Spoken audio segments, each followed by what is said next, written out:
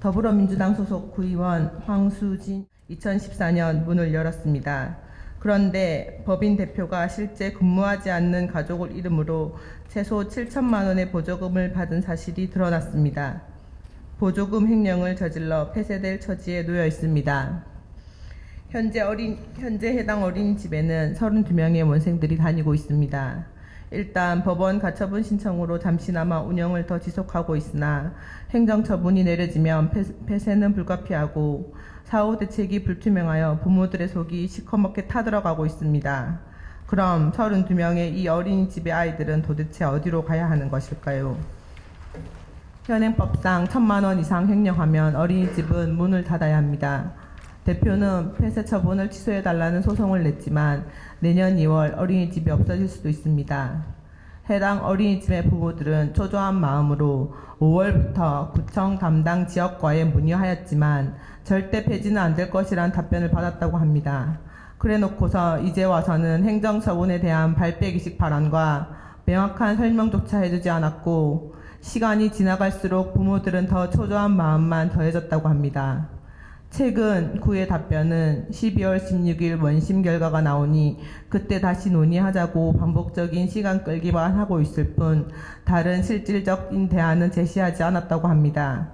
답답한 마음에 부산시에 문의하였더니 부산시에서는 2월까지 운영하는 것 또한 특혜가 아니냐, 다음번에 또한 악용될 수 있으니 선례를 만들지 말아야 한다는 답변을 받았다고 합니다.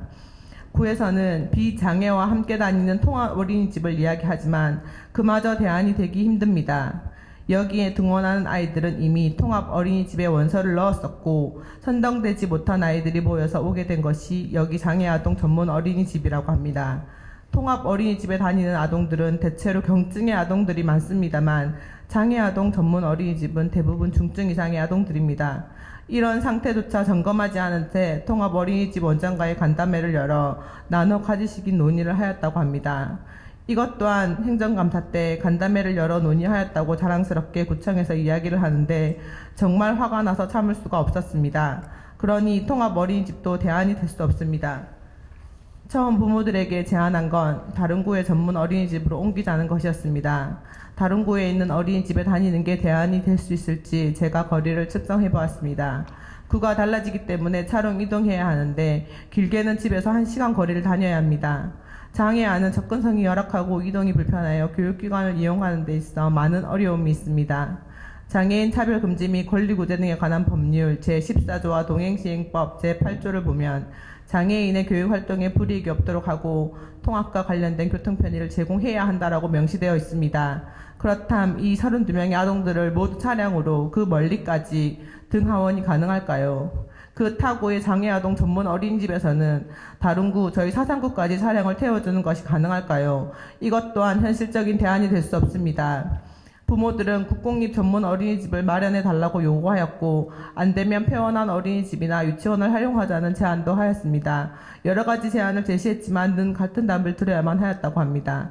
이 모든 제안들도 항상 엄마들만 제안하고 전화하고 이야기하였다고 합니다. 단 한 번도 구청에서 먼저 이야기를 꺼내지 않았다고 합니다.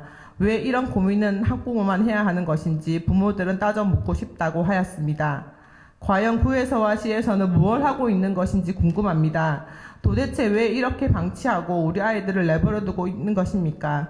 도대체 언제까지 같은 말만 반복하고 기다려달라고만 하면서 시간 끌기만 하실 건가요? 이에 본 의원은 3가지를 제안하고자 합니다. 첫 번째, 통합 어린이집 중 한 어린이집을 장애아동 전문 어린이집으로 바꾸는 것입니다. 물론 그 원을 다니고 있는 비장애 부모님이 한 명이라도 반대한다면 추진할 수 없습니다.